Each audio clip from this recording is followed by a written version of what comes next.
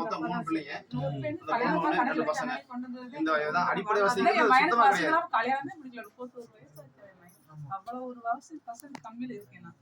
இப்படி ஒரு இடத்துல இந்த குடும்பத்துடைய வாழ்வாதாரம் எங்க ஆள்வாரே போயிட்டு வந்து காசு கொடுக்கறது எங்க குடும்பத்தோட வாழ்வாதாரமே. அது 31 வயசாச்சு என் பையனுக்கு. வசதி வாய்ப்பும் இன்னும் கல்யாணமே முடிக்கல. அப்படி ஒரு வரும் சாமியே இடிச்சு கொண்டுட்டாங்க, குளமுறிச்சுட்டு கொண்டுட்டாங்களே.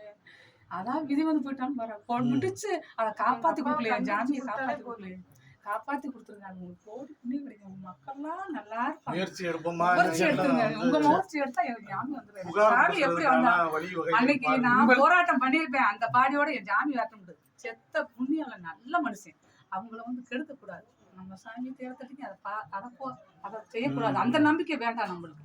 என் ஜாமியை நீங்க தேடி கொடுத்துருன்னு சொல்லி நான் நம்பிக்கையோடு இருக்கேன். சாமி மட்டும் 2 புண்ணியம் அப்படி மனுஷன் தர்மம் தெரியாது, வழி தெரியாம தெரியும். கண்ணு தெரிஞ்சு என் புருஷனுக்கு சைக்கிள் கூட விட தெரியாது. நான் போட்டு டைவர்ல இல்ல ரஸ்கரத்தா போவாங்க, ரஸ்கரத்தா போவாங்க. அவர் பார்த்தாலும் உங்களுக்கு பாவம். சரிமா, அதிகபட்ச முயற்சி எடுக்கிறோம். கோடி புண்ணியம் கிடைக்கும். அவங்க நீங்க முயற்சி எடுத்தா எல்லாம் அரசுக்கு எல்லாத்துக்கும் கோரிக்கை வைப்பாங்க. இது போக என்ன இதனால உங்களுக்கு என்ன சட்ட ரீதியான எல்லாத்துக்குமே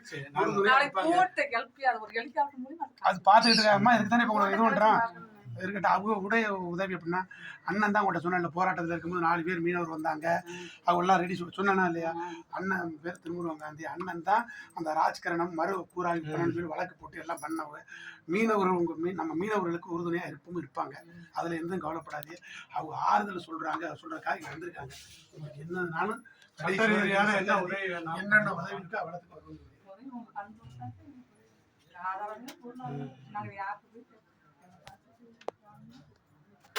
பிள்ளைங்க யாரும் படிக்கிறாங்களா? இல்ல பெரிய பையன் 31 வயசு. 112 படிச்சிருக்கேன், 10 படிச்சிருக்கேன். வசதி வாய்ப்பு இல்லை, படிக்க போட்டு வசதி வாய்ப்பு பாருங்க. வீட்டு சின்ன இருந்தாலும் சின்ன வீட்டுல அவ்வளோ ஒரு வாரம் எங்க சாவி உழைச்சாக்க கடற்கரையில கூண்டு பறிக்குது கூட்டாரு.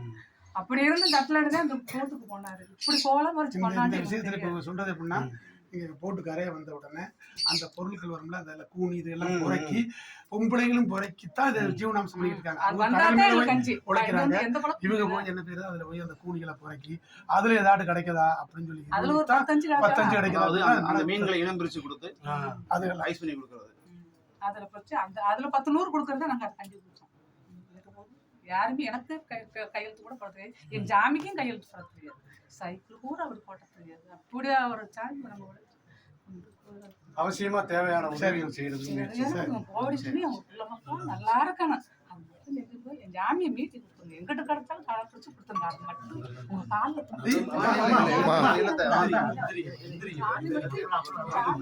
எழுப்புனாலும் எனக்கு காட்டுல காட்சி ஐயா இருங்க உங்க கண்ணீருக்கு விடை கிடைக்கும். இல்ல இப்ப நாங்க வந்ததுக்கே இப்போ ஒரு ப்ரெஷர் வளர்த்துருக்கோம்.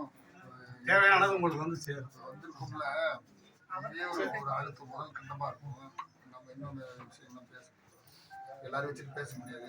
மிக விரைவா உங்களுடைய பிரச்சனை தீரும். மீனவருடைய ஒட்டுமொத்தமான மீனவருடைய பிரச்சனை தீர்க்கிறதுக்கான ஒரு நிரந்தர தீர்வு என்ன வழிமுறை ஆசைகள் அப்படிதான் இருக்கு. என்ன சொல்றது, இந்த மக்களுக்கு பிழைக்கிற மக்களுக்கு எந்த சிந்தனாச்சும் வந்தா போதும். நீ வர்ற மக்கள் இந்த சிந்தனை வரவே கூடாது. இந்த குளமுறிச்சு வரவே கூடாது. இந்த குளமுறிச்சு நடந்ததே இல்லை. தன்னால தாரும் கண்ணார பார்த்துக்கிட்டே கொண்டுட்டாங்க. காப்பாற்றி கொண்டுனாலும் தூக்காந்துனாலும் கட்டையினாலும் விட்டுருவாங்க. கட்டை கூட எனக்கு கிடைக்கல.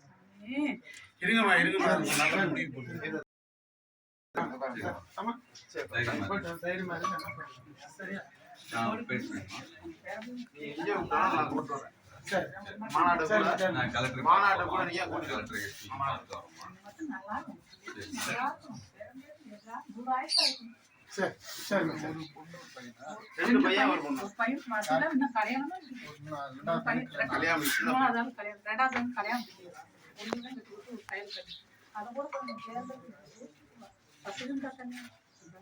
பெரிய பையன் குழந்தைங்க இருக்கா? ஒரு பையன்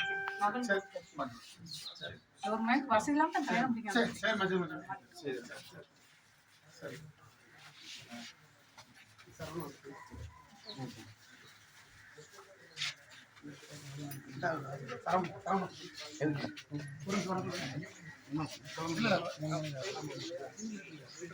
சரவணன் கூப்பிடு, சரவணன் லைட்டாக கூப்பிட்டு நான் போறேன்.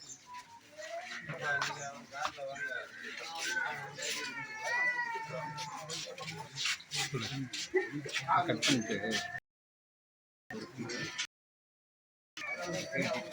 கட் பண்ணிக்கலாம்.